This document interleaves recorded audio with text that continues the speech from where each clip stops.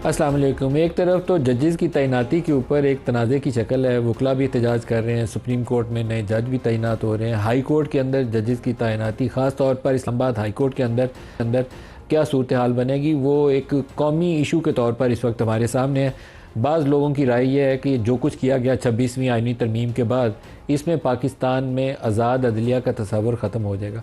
बड़ा सख्त स्टेटमेंट है, लेकिन जजेस की तैनाती के लिए जो एक जुडिशल कमीशन का तस्वर सामने आया जिसमें सियासी लोग भी मौजूद होते हैं, अदलिया के लोग भी मौजूद होते हैं और वो वोट करते हैं कि किसको जज बनाना है। उसके बाद इससे बड़ा जो इशू सामने आता है कि जब वो आइनी बेंच की तश्कील दी जाती है तो उसमें गवर्नमेंट की जो सपोर्ट हमायत याफ्ता लोग हैं वो एक या दो वोटों से अक्सरियत पा के अपनी मर्ज़ी का बेंच तश्कील दे लेते हैं और वो वही बेंच होता है जिसने कल हुकूमत के केसेस में बैठ के सुनवाई भी करनी होती है। तो ये एक ऐसी मुतसादम कैफियत है जो होनी नहीं चाहिए। अदलिया की आज़ादी का तकाजा ये है कि कहीं से भी एग्जेक्टिव उसको इन्फ्लुएंस ना कर सके, ना बेंच की तश्कील में उनका कोई रोल होना चाहिए। इसका कहीं ना कहीं सूनर और लेटर हमें एक रास्ता निकालना पड़ेगा।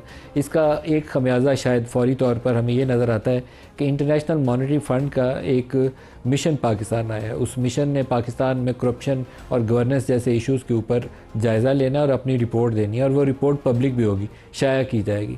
लेकिन उसके जो नुकात हैं अगर वो सामने रखें तो पता ये चलेगा कि वो आज़ाद अदलिया जिसमें हमारे पहले ही दुनिया में कोई अच्छा नंबर नहीं है, हम नीचे से टॉप कर सकते हैं, कभी ऊपर तो करीब में भी नहीं आते। तो वो 3-4 जो उसके बड़े बड़े इश्यूज़ हैं वो आप सामने रखें तो वो 6 इश्यूज़ उन्होंने आइडेंटिफाई किए हैं, जिसमें मालियाती गवर्नेंस, सेंट्रल बैंक गवर्नेंस और ऑपरेशंस वगैरह उसका जायज़ा लेना है। फिस्कल सेक्टर की निगरानी है, जो मालियाती शोबा है ना, बजट के अखराजात कैसे होते हैं, डेवलपमेंट का फ़ंड जो है वो कैसे इस्तेमाल किया जाता है उसका उन्होंने जायज़ा लेना है। मार्केट रेगुलेशंस को देखना है। फाइनेंस डिवीज़न और एफबीआर, स्टेट बैंक और ऑडिटर जनरल पाकिस्तान से मशावरत करनी है। ये यहाँ तक तो हो गया जी आपकी फ़ाइनेंस और स्टेट बैंक के मामला। इससे आगे चले जाएँ, कानून की हुक्मरानी और अदलिया की आज़ादी का भी जायज़ा लिया जाएगा। अब ये वो मामला है कि जो अकल से थोड़ा मावरा मालूम होता है कि कानून की हुक्मरानी ये आईएमएफ ने क्यों जायज़ा लेना है, ये तो मेरा इशू है, पाकिस्तानी का इशू है। हम चाहते हैं कि पाकिस्तान में कानून की हुक्मरानी हो और सारा कुछ आइन और कानून के मुताबिक फ़ैसला हो। अदलिया की आज़ादी ये हमारे सियासी लोगों का, हमारा पाकिस्तानियों का, हर शहरी का ये चैलेंज है। आईएमएफ इसमें कहाँ से आया? इसलिए आया कि हम कुछ ऐसे अगर काम करते हैं, कुछ ऐसे लॉज बनाते हैं जो इंटरनेशनली नॉर्म्स से कंसिस्टेंट नहीं है, तो फिर दुनिया हमें देखेगी शक की नज़र से और कोई सवाल उठाएगा कि आपके लॉज जो हैं वो मुतसादम हैं, इंटरनेशनल नॉर्म्स के मुताबिक नहीं रखते। जुडिशल कमीशन और सुप्रीम कोर्ट के हुकाम से मुलाकातें भी करेंगे। कभी हम आईएमएफ का सुनते थे कि अपोजिशन वालों से वो पूछते हैं नया प्रोग्राम करते हुए, लेकिन अब वो सुप्रीम कोर्ट में जाएंगे, पूछेंगे कि आप फैसले कैसे करते हैं। SCCP, इलेक्शन कमीशन और वजारत कानून के साथ भी मुशावरत होगी। तो ये एक ओवरऑल कॉन्टेक्स्ट है आज के प्रोग्राम का। और हमारे साथ जो शुरका हैं प्रोग्राम में डॉक्टर तारिक फजल चौधरी रहनुमा हैं पाकिस्तान मुस्लिम लीग नवाज से, डॉक्टर साहब वेरी वार्म वेलकम। इसके अलावा ऑन अब्बास बपी साहब हमारे साथ होंगे और मिफ्ता इस्माइल साहब सेक्रेटरी जनरल है अवाम पाकिस्तान पार्टी से। सबको प्रोग्राम में खुश आमदीद कहते हैं। तारिक फजल चौधरी साहब, IMF किसी हद तक तो पाकिस्तान के मामलात में आता था, लेकिन ये तो इनग्रेस बहुत आगे चली गई। क्या इसमें हमारी कोताहियाँ, कमज़ोरियाँ वो शामिल तो नहीं है? कुछ ऐसे कवानीन आपने बना लिए हैं 26वीं आइनी तरमीम के बाद, सुप्रीम कोर्ट के साथ जो कुछ हो रहा है, इस्लामाबाद हाई कोर्ट के जजेस जो ख़त लिख के भेज रहे हैं, वो इन चीज़ों को कंट्रीब्यूट करेंगे? बिस्मिल्लाहिर्रहमानिर्रहीम। मलिक साहब, गुजारिश है कि चंद चीज़ें जो आपने कही हैं अपनी इब्तदाई गुफ्तगू में, उनसे मुझे ज़रा थोड़ा सा इख्तलाफ है बसद एहतराम। पहले आपने बताया कि ये जो माहौल आपको नज़र आ रहा है वकला के हवाले से, ये कोई कौमी इशू है। ये वो कौमी इशू नहीं है। 150 वकील अगर आपको सड़क पर नज़र आए आज इस्लामाबाद में, तो इट्स नॉट अ कौमी इशू। जितनी हमारी बार्स हैं वो आपकी बड़ी बार्स कौन कौन सी हैं? पाकिस्तान बार, सुप्रीम कोर्ट बार और आपकी चारों हाई कोर्ट्स की बार, उन्होंने अपने आप को इस मामले से बिल्कुल लाताल्लुक़ रखा है। तो ये कौमी इशू तो हो ही नहीं सकता। और इसमें मैं थोड़ी सी बात और भी करूँगा कि देखें, अदलिया के हवाले से मैं ये कहूँगा कि आपने बिल्कुल सही कहा है कि हर मुल्क का अपना एक इंटरनल मैटर है। 26वीं तरमीम पे जो एतराज़ात हो रहे हैं उसमें बुनियादी तौर पे जो इस्तेहकाक पार्लियामेंट का था जजेस की तकर्री के हवाले से 18वीं तरमीम में, जैसे एक पाकिस्तान की बड़ी कामयाब तरीन जो है कंसेंसस के साथ पास किया गया पार्लियामेंट ने, उससे जो इस्तेहकाक दिया गया था पार्लियामेंट को जजेस तकर्री का, वो ज़बरदस्ती सुप्रीम कोर्ट ने छीना। 26वीं तरमीम ने वो इस्तेहकाक पार्लियामेंट को वापस किया। As simple as it is, इसमें कोई और दो राय नहीं है। बाकी अब देखें, ज़ाहिर है जो हमारे सियासी मुखालफीन हैं उन्होंने तो हर बात के ऊपर जो है वो सियासत करनी होती है, लेकिन आप अगर देखेंगे आज जो तकर्रियाँ हुई हैं, अब उसमें पंजाब किसी वजह से डेफर हुआ, शायद कंपटीशन सख्त था और दोबारा वो चीज़ें रिव्यू हों। सिर्फ मेरिट प्रिवेल की है। आप देखें कि और वो सिर्फ मेरिट क्या था, सीनियरिटी। बलूचिस्तान के चीफ जस्टिस वो बनते हैं सुप्रीम कोर्ट के जज, इस्लामाबाद हाई कोर्ट के चीफ जस्टिस वो बनते हैं, केपी के चीफ जस्टिस वो बनते हैं, सिंध के सीनियरिटी में टॉप 1 और 2 वो बनते हैं, और पहली दफ़ा एक सिंध रूरल से जो है वो एक जज साहब को सुप्रीम कोर्ट में जो है वो लाया गया। तो ये आप मुझे बताएं कि इसमें किस जगह आपको मेरिट की कोई खिलाफ वर्जी नज़र आती है? लेकिन सिर्फ चूंकि हम कर रहे हैं, गवर्नमेंट कर रही है, नजर आ रही है सर। मुझे आप मुझे बताएं कि हमेशा ये रवायत इस्लामाबाद हाई कोर्ट के अंदर जजेस की ट्रांसपेरेंट पोस्टिंग की, जो इस्लामाबाद हाई कोर्ट की सीनियरिटी थी उसको उठा के आपने साइड पे रख दिया। मैं आपको तो पहले तो आपने जो शब्द मारा है वो तरीकाकारी जो मैंने आपको सुप्रीम कोर्ट में जजेस की तकर्री के हवाले से डाटा दिया, सुप्रीम कोर्ट का तो 26 आनी इससे तो आप इत्तेफाक करते हैं ना, खतरे में डाल दिया सर। तमाम सीनियर मोस्ट लोग हैं, तमाम ऑनरेबल जस्टिस साहिबान जो हैं सारे काबिल एहतराम है, मैं खुद बहुत इज्जत करता हूं, लेकिन तो सारे ही आपने बनाया, मैं आपको अर्ज कर रहा हूं कि सीनियर मोस्ट लोग जो चीफ जस्टिस साहिबान है अपने रिस्पेक्टिव प्रोविंसेस के, उनको प्रमोट किया गया। मंसूर अली शाह साहब सीनियर मोस्ट थे कि नहीं थे सुप्रीम कोर्ट ऑफ पाकिस्तान? यहाँ पे मंसूर अली शाह सीनियर मोस्ट थे सुप्रीम कोर्ट में, लेकिन उनके साथ क्या किया आपने? नहीं, मैं आपको अर्ज करता हूँ, ये इख्तियार भी पार्लिमान का है कि वो जो तकर्री का तरीकाकार नहीं, तो फिर आप आर्मी चीफ को क्या कहेंगे? Pick and choose. वो पिक एंड चूज नहीं है। आपने सीनियर मोस्ट लगाए थे ना, general Asim Munir senior most. Army chief की तकर्री सीनियर इससे पहले जो होती रही है, नहीं इस दफा सीनियर मोस्ट हुआ। आपने कहा हमने सीनियरिटी का प्रिंसिपल लगाना है।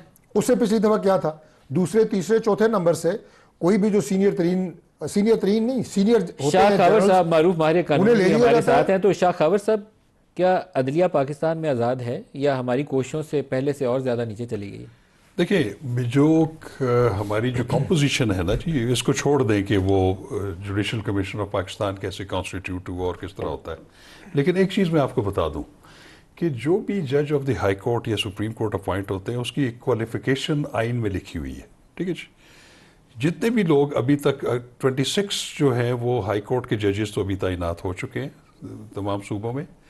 अगर आप उनमें ये कहें कि वो कोई क्वालिफाई नहीं करता था या वो क्राइटेरिया मीट नहीं करता, तो ऐसा नहीं है। वो सारी क्वालिफिकेशंस मीट करते थे। उनमें ठीक है कुछ तैनातियाँ जो हैं वो इतनी ज़्यादा आइडियल भी नहीं हो सकती, लेकिन at least they met the basic criteria. इसी तरह जो सुप्रीम कोर्ट में अभी हुई है वो सारे क्राइटेरिया मीट करते हैं।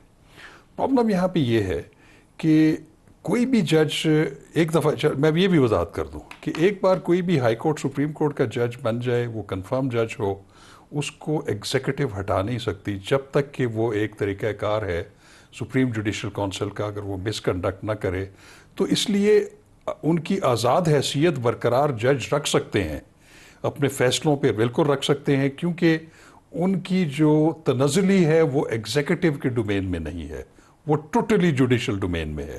सर, तो इसलिए आईनी तरमीम ने जो एक आईनी बेंच का तस्वुर दिया और जिस तरीके से बैठ के उस आईनी बेंच की तश्कील की जाती है जिसमें गवर्नमेंट के लोग, सियासी लोग भी साथ बैठे होते हैं, तो वोटिंग से वो एक बेंच मुंतखब करते हैं जो कल हुकूमत के केस ही सुनता है। तो मेरे तो अक्ल से बाला है कि ये कैसे आपने एक बेंच बना लिया और कल हुकूमत की, ये कोई इतनी अनहोनी बात नहीं है। आप अमेरिका का आइन देखें, अमेरिका का आइन हमारे से मिलता है। मेरी बात सुन रहे हैं ना, देखें वहाँ पे क्या होता है, वहाँ पे 52 स्टेट्स हैं, 51 जितनी भी हैं, उनमें अपना एक तरीक़ाकार है कि उनकी अपनी हाई कोर्ट है हर स्टेट की अपनी सुप्रीम कोर्ट भी है। उसमें उनके जितने भी civil, criminal, family, commercial matters वो उधर डील हो जाते हैं। वहाँ पे जो उनकी सुप्रीम कोर्ट है वो 9 जजेस हैं 52 स्टेट्स के, और वो सिर्फ कॉन्स्टिट्यूशनल मैटर्स को देखते हैं, कुछ भी नहीं देखते वो। बात यह है कि ये एक बात बड़ी बहस चली आ रही थी आज से नहीं, बहुत अरसे से। जो जुडिशल एक्टिविज़म था, उन्होंने आपने देखा है कि जुडिशल एक्टिविज़म में हुआ क्या क्या। एक आपके वज़ीर आज़म को सज़ाए मौत दी गई, 2 वज़ीर आज़म को जुडिशल ऑर्डर से निकाला गया। उसके बाद आपके प्रैक्टिस एंड प्रोसीजर एक्ट, अभी उसका गज़ट नोटिफिकेशन नहीं हुआ था, उसको जुडिशरी ने जुडिशल एक्टिविज़म में उसको पहले सस्पेंड कर दिया। उसके बाद जो बहुत सारी ऐसी जजमेंट्स थी जो कि जुडिशल ओवर रीच था, उस पे फिर पार्लियामेंट ने यह महसूस किया कि अब हमें भी थोड़ा सा एक्टिविज्म होना चाहिए। वो एक एक्सट्रीम से निकल के हम दूसरी एक्सट्रीम पे चले गए। देखिए बात यह है कि जो जुडिशल, आप जो ये कॉन्स्टिट्यूशनल बेंचेस की बात कर रहे हैं, जब 26वीं आईनी तरमीम के मुसवदा तैयार हो रहा था, जो हुकूमत ने मुसवदा तैयार किया था उनके इत्तेहादियों ने, उन्होंने अलग कॉन्स्टिट्यूशनल कोर्ट का कॉन्सेप्ट दिया था, जिसके ऊपर आपके जो पीटीआई है उसमें जो आप मुतमईन है? सिर्फ एक जुमले में ये बता दें, आप मुतमईन मेरी है? पहले बात सुन लेना, मैं अभी कोई जजमेंट नहीं दे रहा। अब उसमें ये जो कॉन्स्टिट्यूशनल कोर्ट का कॉन्सेप्ट था, ये पीटीआई ने दिया था, जो कि मौलाना फजलुर रहमान ने भी कहा कि ठीक है हमने उनको ऑन बोर्ड लिया है कॉन्स्टिट्यूशनल बेंच। मैं आपको एक बात बताऊं, ये अभी शुरू में आपको ये एबनॉर्मेलिटीज नजर आ रही हैं। आप यकीन करें कि अगर ये कॉन्सेप्ट थोड़ा सा आगे चला, ये कॉन्स्टिट्यूशनल मैटर एक बेंच सुने, बाकी जो हैं ऑर्डिनरी केसेस जो हैं, वो जो लोगों के असल केसेस हैं, वो भी चलना शुरू हो जाए, और अब जजेस की तादाद भी बढ़ रही है, ये आहिस्ता आहिस्ता ये एक्लामेटाइज लोग हो जाएंगे। और इसमें जो कॉन्स्टिट्यूशनल कोर्ट के जजेस हैं, उनको भी किसने बनाया है? उनको भी मिफ्ताह इस्माइल साहब पाकिस्तान ने बनाया है। सर आप तो बताइएगा, उनकी एक तरफ integrity- इंटरनेशनल मॉनेटरी फंड आके तो हमारा जायजा ले रहा है कि हमारी अदलिया आज़ाद है कि नहीं, कानून की हुक्मरानी है कि नहीं, और 26वीं आईनी तरमीम और इस्लामाबाद हाई कोर्ट में जो कुछ हुआ उसके बाद तो मुझे लगता है कि मामला हमारे बहुत ज़्यादा इंप्रेशन वाइज तो बहुत बुरे जाएंगे इंटरनेशनली। जी नदीम भाई देखें, ये जो आईएमएफ पाकिस्तान आ रहा है, ये पिछली जो करंट जो हमने आईएमएफ का जो एग्रीमेंट किया था, उस पर हमने एक ये कहा था कि आपको हम एक्सेस देंगे कि आप अपनी टीम भेजें और हमारी गवर्नेंस और करप्शन और दीगर चीज़ों पे आप अपना एक मिशन भेजें और उसके ऊपर एक रिपोर्ट जुलाई 2025 में शाया करें। तो ये इस पस मंज़र में या इस रेलेवेंस में आ रहा है पाकिस्तान, और ये इसकी रिपोर्ट शाया होगी। तो इस वक्त ये जो हमारा करंट प्रोग्राम है, इस पे सिर्फ इतनी सी बात है कि ये रिपोर्ट शाया होगी, लेकिन मेरा ये ख्याल है, आई कुड बी रॉन्ग, कि इस रिपोर्ट में फिर कुछ रिकमेंडेशंस आएंगी जो अगली किस्त तक जो है ना, फिर वो आईएमएफ अपना स्ट्रक्चरल बेंचमार्क कर देगी। तो अभी तो ये कुछ नहीं कहेंगे, पहले रिपोर्ट आएगी, फिर उस पर बहस थोड़ी सी करेंगे, और उसके बाद फिर ये अक्टूबर नवंबर में शायद कभी ये कहेंगे कि यार इसको भी स्ट्रक्चरल बेंचमार्क कर दो। लेकिन जाहिर है कि जब हम अपने खुद ही अपने आइन के साथ खिलवाड़ करते हैं तो फिर दुनिया जो है वो हमारे ऊपर उंगली उठा सकती है। तो ये हमारी अपनी कोताहियां हैं साहब, लेकिन आज तक कभी ऐसे हुआ नहीं कि इंटरनेशनल मॉनेटरी फंड आके आपसे कहे कि आपकी अदलिया आज़ाद है कि नहीं, कानून की हुक्मरानी है कि नहीं। इन एरियाज में कभी आईएमएफ घुसी नहीं, वो तो स्टेट बैंक के ऊपर बड़ा फोकस होता था, तो यहाँ तनकीद होती थी।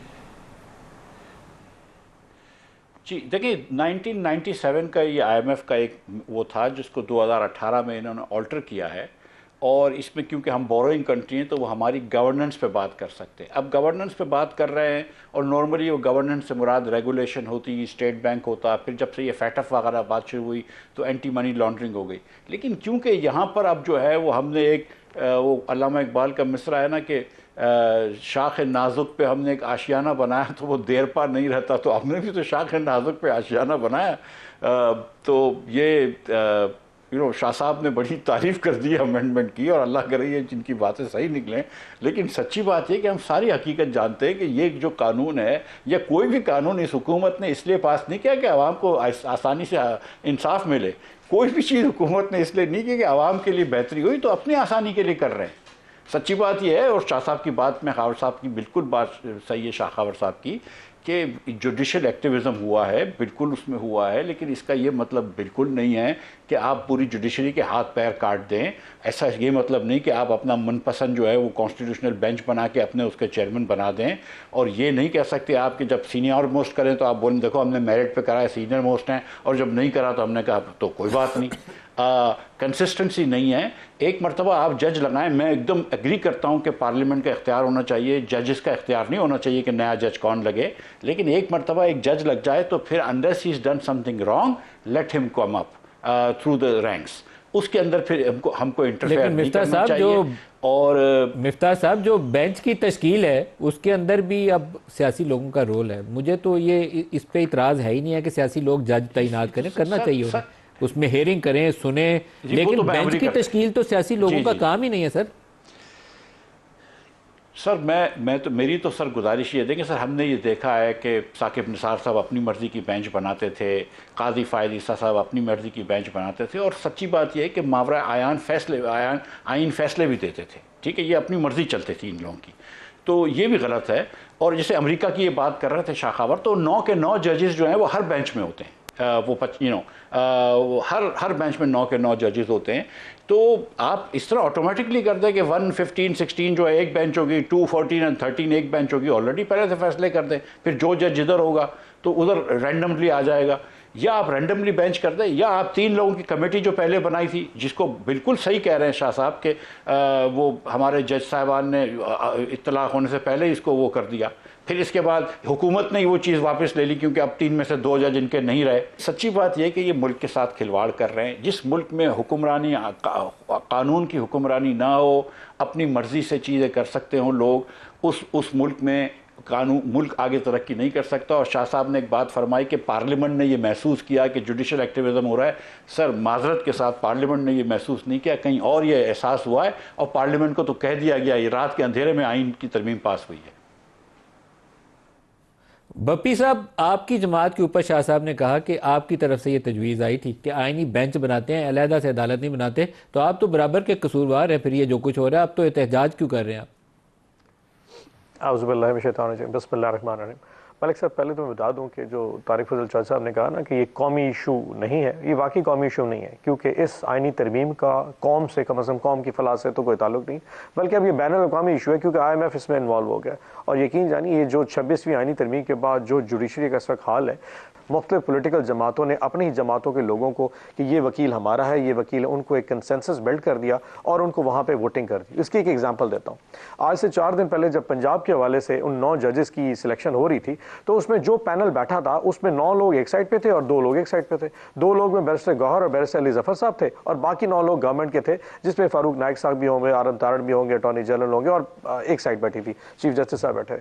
जब उन 9 लोगों को पेश किया गया तो 9 एक साइड के लोग बैठे थे, उन्होंने सबके ऊपर एग्री किया। इसका मतलब क्या है? इसका मतलब है कि आज से हफ्ता 10-15 दिन पहले एक कंसेंसस बिल्ड किया गया। जब एक का नाम पेश किया तो वो 9 के 9 उसके ऊपर हाँ करते थे। एक डिसेंटिंग वोट किसकी तरह, यानी कि अगर फारूक नाइक साहब के बंदे का नाम लिया तो आज़म तारड़ का जबरदस्त, वो सारे काबिल एहतराम जज हैं, उनको मैं नहीं इस तरह चाहूंगा कि उनको टैग करें हम, वो सारे हमारे काबिल एहतराम है, इज्जतदार लोग हैं और इंसाफ करेंगे। मुझे तो उस तरीकाकार के ऊपर इतराज है जहां सियासी लोग बैठ के ये फैसले करेंगे ये करना और ये नहीं करना। मुझे जी मैं आपको बता, मुझे प्रोसेस के ऊपर एतराज़ है, मुझे क्रेडिबिलिटी पे एतराज़ नहीं है। अभी इस्लामाबाद हाई कोर्ट में क्या हुआ कि जस्टिस आमिर फारूक साहब को प्रमोट कर दिया गया, आर्जी तौर पे जस्टिस गुल हसन औरंगजेब को प्रमोट करके सुप्रीम कोर्ट में जज लगा दिया। अब अल्टीमेटली क्या होगा कि एक और जज आ जाएगा और फिर इस्लामाबाद हाई कोर्ट की सीनियरिटी लिस्ट अपने हिसाब से बनाई जाएगी। फिर आज बैरिस्टर गौहर और बैरिस्टर अली जफर ने इसी बात बन चुकी है सर, जो सबसे बड़ा इशू ये है कि इस्लामाबाद हाई कोर्ट में सीनियरिटी लिस्ट चेंज हो चुकी है। 2 नए जजेस के आने के बाद, 3 जजेस के आने के बाद सीनियरिटी लिस्ट चेंज हो गई है। तो आमिर फारूक साहब ऊपर चले गए, मियां गुल हसन एक्टिंग पे आ गए, तो पीछे इस्लामाबाद हाई कोर्ट में अब वो ओपन है फील्ड, जिसको मर्जी वो लगा ले। नहीं, वो जस्टिस सरफराज डोगर साहब वहाँ तशरीफ ला, जो मोस्ट लाइकली वहाँ पे प्रमोट हो जाएंगे, जो मुल्तान से जैसे लेंगे। लेकिन हैविंग सेड दैट, आज जस्टिस मुनीब और जस्टिस मंसूर अली शाह ने और बैरिस्टर अली जफर, बैरिस्टर गौहर ने, इन 4 लोगों ने इसी सीनियरिटी लिस्ट से वॉकआउट किया। आप थोड़ा टाइम दें, लेकिन क्योंकि पूरी 26वीं आइनी तरीम सिर्फ एक प्रोसेस के लिए बनाई गई थी कि कैसा ऐसा एक फुल कोर्ट बनाया जाए, क्योंकि खान साहब के कोर्स कॉन्स्टिट्यूशनल कोर्ट में जाने, अल्टीमेटली हर चीज़ का फैसला फुल कोर्ट में जाके होना है। सो पूरा प्रोसेस 26वीं आइनी तरीम का कि आज इस प्रोसेस पे खड़ा हो गया जिसमें कोई एतराज़ नहीं कर सकेगा। मैं तो हैरान हूं कि जिस तरह की जजेस की सिलेक्शन हुई है, ये इतराज़ात जो बप्पी साहब ने उठाए हैं, ये बहुत से वकील भी यही इतराज़ उठा रहे हैं। हाँ, हमारे साथ गुजारिश ये है कि सेनेटर साहब ने जो बात की है बैनुल-अक़वामी इशू, शुक्र है उन्होंने ये नहीं कहा कि जजेस तानियाती के ऊपर जो है वो अमेरिका के सदर का थोड़ी देर में ट्वीट आ रहा है, क्योंकि इनका तो IMF की वजह से लेवल ही डिफरेंट है ना, सोच ही डिफरेंट है। मेरे भाईजान IMF का भी हमारे मिफ्ता इस्माइल साहब जो हैं वो बता चुके हैं कि वो किस एंगल से वो बात हुई है और क्या एंगल वो देखना चाहते हैं। हमारे जो भी कौमी इशूज़ हैं, आप गवर्नमेंट में रहे हैं, हम हैं, इसमें अगर कोई बैनुल-अक़वामी मुदाखलत किसी वाले से भी होगी तो उसमें हम एज ए नेशन हम उसको कंडेम भी करेंगे और आपको बीइंग अपोजिशन भी उसे करना चाहिए। लेकिन IMF वाला मामला कोई इंटरवीन करने वाला हमारे इंटरनल मैटर्स में है नहीं। दूसरी बात ये फरमा रहे हैं जी जनाब कर रहे हैं वो सर, नहीं, वो उसकी रीज़न मिफ्ता साहब ने बड़े अच्छे तरीके से बताई है। उन्होंने ये भी बताया कि नवंबर तक वो हो सकता है कि इसको स्ट्रक्चरल बेंचमार्क बना दें। नहीं, ये मेरा ख्याल है कि आप बहुत आगे की बात कर रहे हैं। जब रिपोर्ट आएगी तो नेक्स्ट स्टेप वही होता है सर, वो होगा नहीं, क्योंकि उस तरह की कोई बात है नहीं कि आप उसमें कोई फिंगर पॉइंटिंग कर सकें। जो आपने फरमाया ना जनाब के अपनी मर्जी के लोग जो भी बात हो किसी रही है। ज़माने में सर स्टेट बैंक के रिव्यू के लिए आया करते थे, तो हम कहते थे कि ये मॉनेटरी पॉलिसी तो हमारा काम है, यहाँ कहाँ आएंगे, एक्सचेंज रेट पॉलिसी डिटरमिन करना हमारा काम है, सर, कहाँ मुझे आएंगे। आप ये बात अब बताएं। उन्होंने पूरा स्टेट बैंक आपके वफाक से परे कर दिया, ऑटोनॉमी उन्होंने कहा ऐसी होगी कि आप इसको आदमी नहीं लगाएंगे। इंटरनेशनल जो क्या कहते हैं जो नॉर्म्स हैं उसके मुताबिक अगर हमारा अब स्टेट बैंक IMF की ज़्यादा सुनता है, वफाक की कम सुनता है। सर ये भी आपकी अपनी एक दी हुई स्टेटमेंट है, मैं आप इस पे बहस प्राइम नहीं मिनिस्टर कर ऑफ सकता। पाकिस्तान ने कहा था 2 से 3% पॉलिसी रेट नीचे आना सर चाहिए। साहब की बात का अगर कहा जवाब था कि दे नहीं, दूं- प्राइम मिनिस्टर ने पब्लिकली स्पीच में कहा था 2 से 3% नीचे आना चाहिए। आपके स्टेट बैंक ने किया नहीं सर, किया? नहीं, स्टेट बैंक की जाहिर है उनकी एक एडवाइस थी, स्टेट सुनते बैंक उधर कितनी हैं, कर सका। वाशिंगटन से सुनते हैं। नहीं, एग्जेक्टिव ऑर्डर तो नहीं दिया ना, अगर एग्जेक्टिव ऑर्डर देंगे तो वो तो ज़ाहिर है उसका तरीकाकार और होता है, वो तो ख्वाहिश का इजहार होता है कि मैं चाहता हूँ ये मिनिस्ट्री प्राइम मिनिस्टर कहते हैं कि इसकी परफॉर्मेंस ये हो, फलां की ये हो, इस इदारे का काम ये हो। ब्रेक उसमें की कई- ब्रेक ले लें, इजाजत है? ब्रेक ले लें।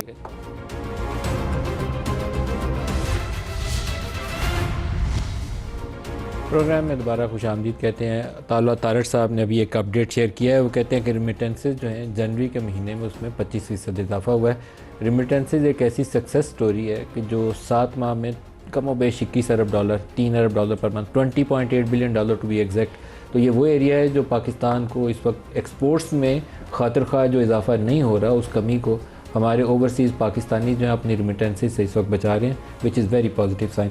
शाह खबर साहब, ये जो लड़ाई है इस वक्त अदलिया वाली, ये खुश उसलूबी से मामला तय पा जाएगा? क्योंकि आज भी जस्टिस मंसूर अली शाह वो एहतजाजन वॉकआउट किया उन्होंने, जस्टिस मुनीब ने किया, फिर दोनों PTI के जो अरकान थे उन्होंने किया।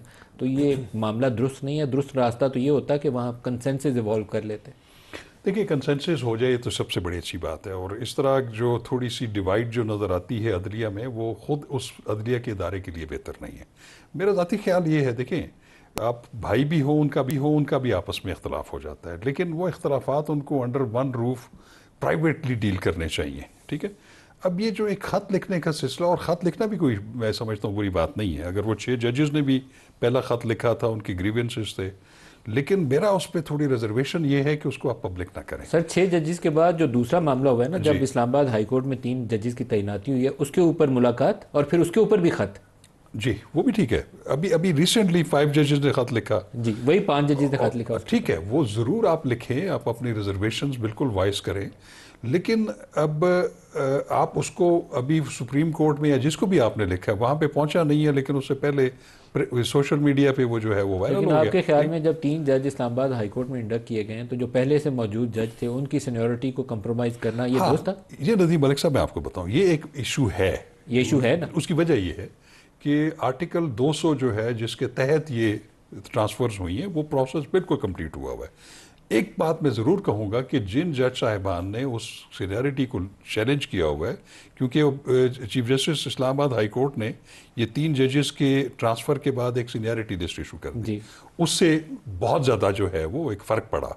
जो सीनियर मोस्ट प्यूनी जज थे वो दूसरे नंबर पे आ गए, कियानी साहब, मियां गुल हसन। अब देखिए, अब उसका प्रोसेस है ना, अब वो उन्होंने चीफ जस्टिस को उन्होंने रिप्रेजेंटेशन दी हुई है।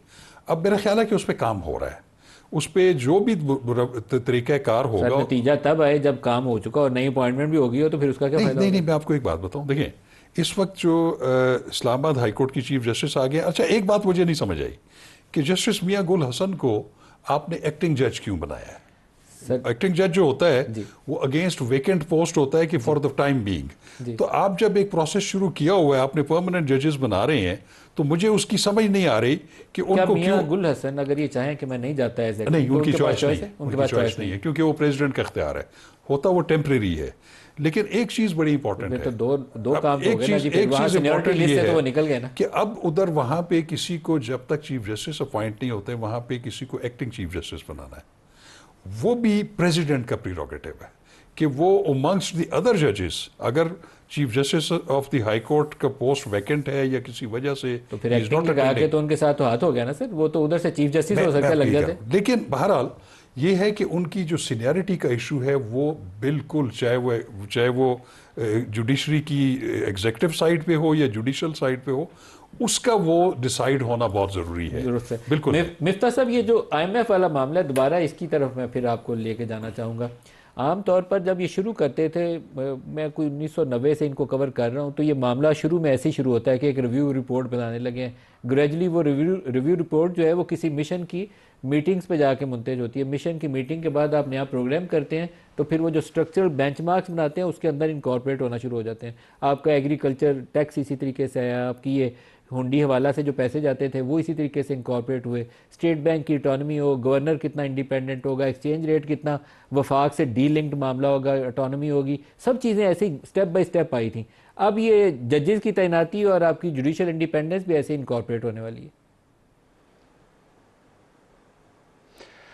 देखिए नदीम भाई, सच्ची बात यह है कि अगर हमको अपनी फॉरेन पॉलिसी या अपनी इंडिपेंडेंस या सॉवरेंटी को बहुत ज़्यादा इंडिपेंडेंट करना है ना, तो आईएमएफ जैसे इदारे से आपको जान छुड़वानी होगी और आपको कुछ अरसे तक कुछ अपने वसाइल में भी रहना पड़ेगा, जो आजकल हम तकरीबन रह ही रहे हैं। लेकिन हमको जो फंडामेंटल रिफॉर्म्स करने हैं, जो ये हुकूमत नहीं कर रही, वो करने ज़रूरी हैं।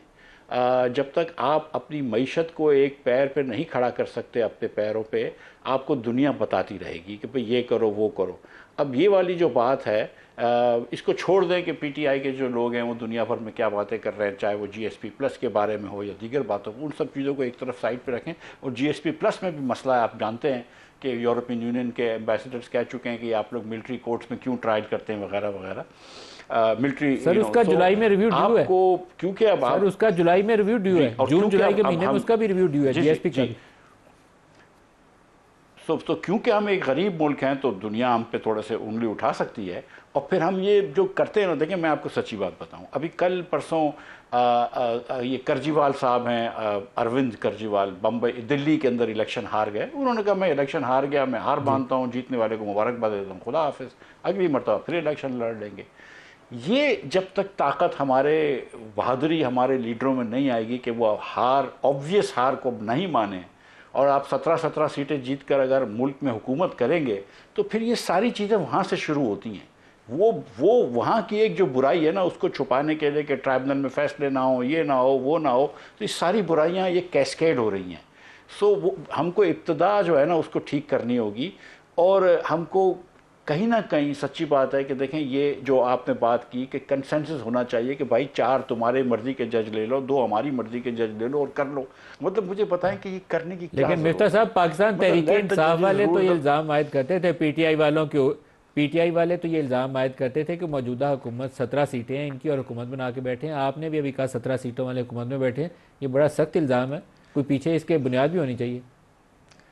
सर मेरी बात, सर गुजारिश ये है नदीम भाई कि हम मिन हासिल कौम झूठ बोल सकते हैं, लेकिन सच्ची बात है कि 17 नहीं होंगी, 18 होंगी, बहुत तो 20 होंगी, लेकिन इससे ज़्यादा तो नहीं है ना, नहीं थी ना। अब ये बातें तो सारी खुली बात है ना। अब हम क्यों एक तो गुनाह कर रहे हैं, एक तो पहले गलती करी फिर उसके ऊपर झूठ बोल के गुनाह भी करें। तो बात तो सच्ची ये है। मतलब अगर पीटीआई वालों को मतलब ऐसे बराबर करने के लिए मैं बता दूं कि 10 साल जो है ये फौज की बलबूते पर सियासत करते रहे। 2014 का धरना एकदम इलीगली और अनएथिकल और इमोरल और एंटी डेमोक्रेटिक धरना था। तो पीटीआई वाले जो है, जब तक फौज इनके साथ थी तो फौज बड़े सबसे ज़्यादा जमहूरी थी बाजवा साहब, और जिस दिन बाजवा साहब ने निकाला उस दिन इनको मीर जाफ़र भी बोला, मीर सादिक भी बोला, पता नहीं और क्या क्या बोला।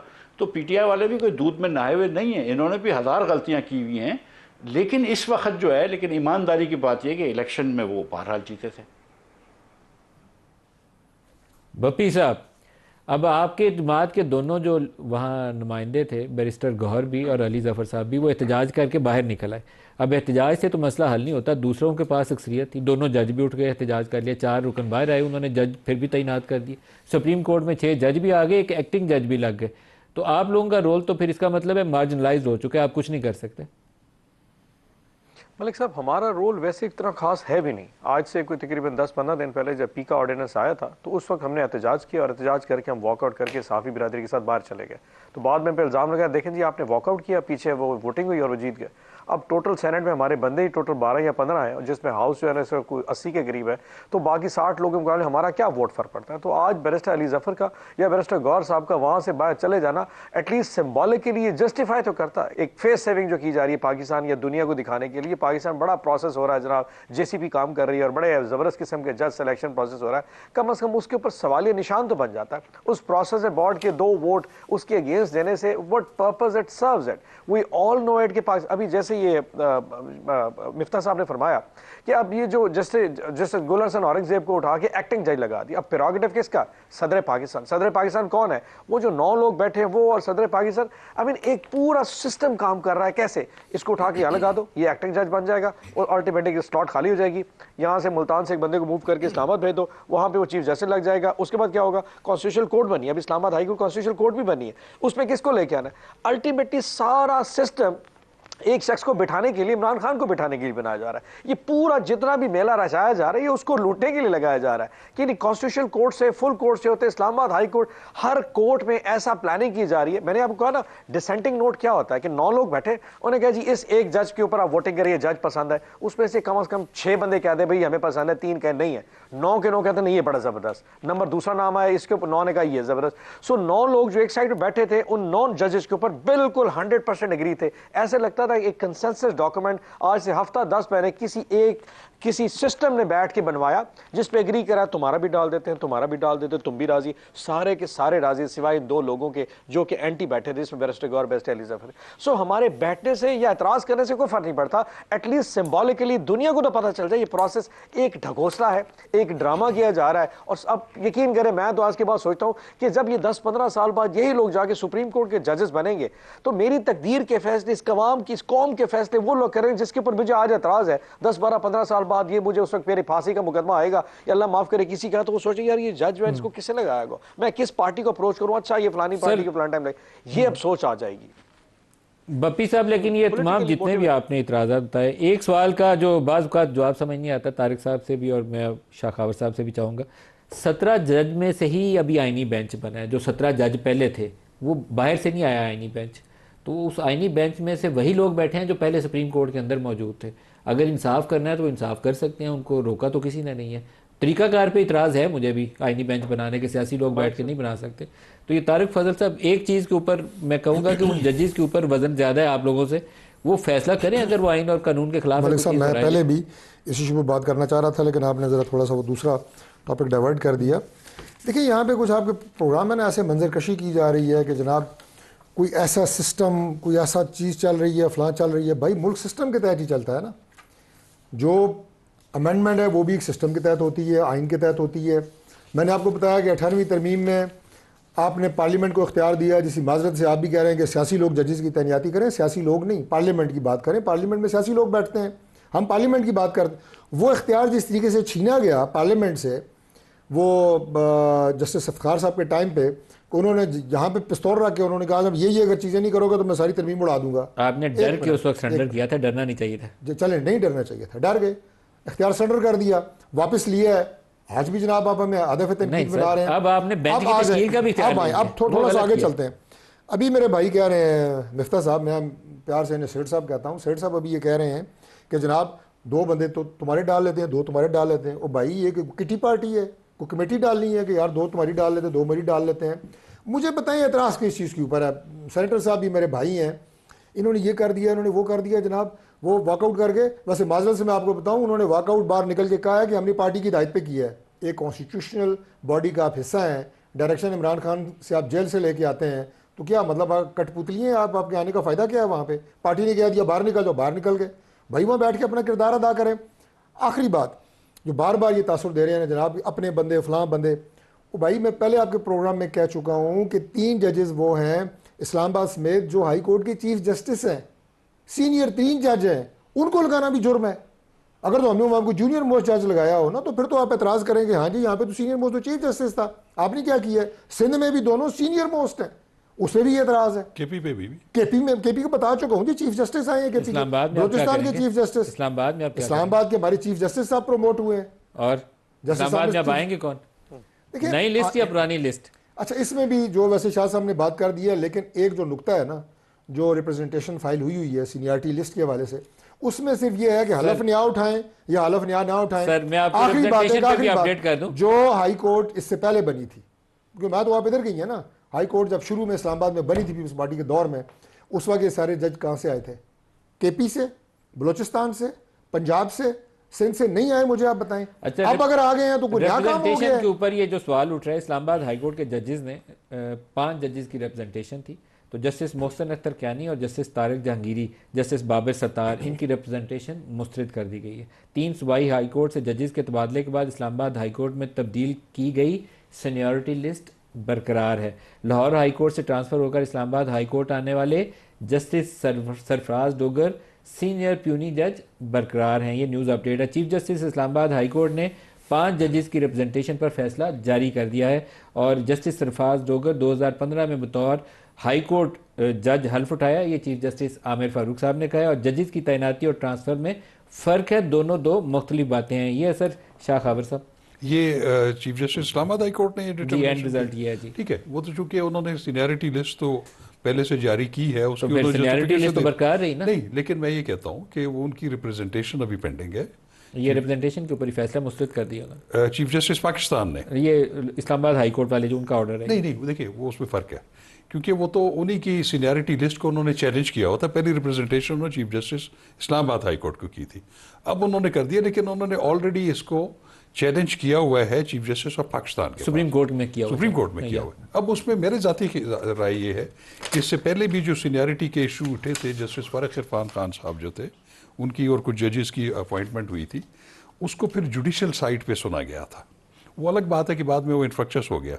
मेरा ख्याल है कि ये चीज़ सुप्रीम कोर्ट ऑफ पाकिस्तान के अंदर जो है वो अभी ज़ेर गौर है कि उनकी रिप्रेजेंटेशन को क्या तरीक़ाकार होना चाहिए। क्या उसको चीफ जस्टिस अपनी विजडम में डिसाइड करे या उसको जुडिशल साइड पे ले जाए। तो वो बहरहाल वो सर जो काम डिटर्मिनेशन जस्टिस हो इफ्तिखार जाएगी। चौधरी और जस्टिस साकिब निसार कर रहे थे, या बाद में अभी वो रिसेंटली जो पीटीआई की तरफ बहुत जिनका टिल्ट था, वो भी कोई इंसाफ नहीं था, बंदयाल साहब। लेकिन अभी भी जो कुछ सुप्रीम कोर्ट के साथ और हमने हाई कोर्ट के साथ कर दिया, हमने उनका गला ही घोंट देखिए, दिया। मैं आपको एक बात बताऊं कि इस वक्त जहां तक चीफ जस्टिस पाकिस्तान का ताल्लुक है, जस्टिस एजे अफरीदी, मैं आपको बताऊं कि he goes by the book. वो आइन, कानून और रूल्स रेगुलेशन से बाहर नहीं जाते। शाह खावर साहब, डॉक्टर तारिक फजल चौधरी साहब, अपी साहब और जनाब मिफ्ता इस्माइल साहब, सबका बहुत शुक्रिया। आज के लिए इतना इजाज़त दीजिए। अल्लाह हाफ़िज़।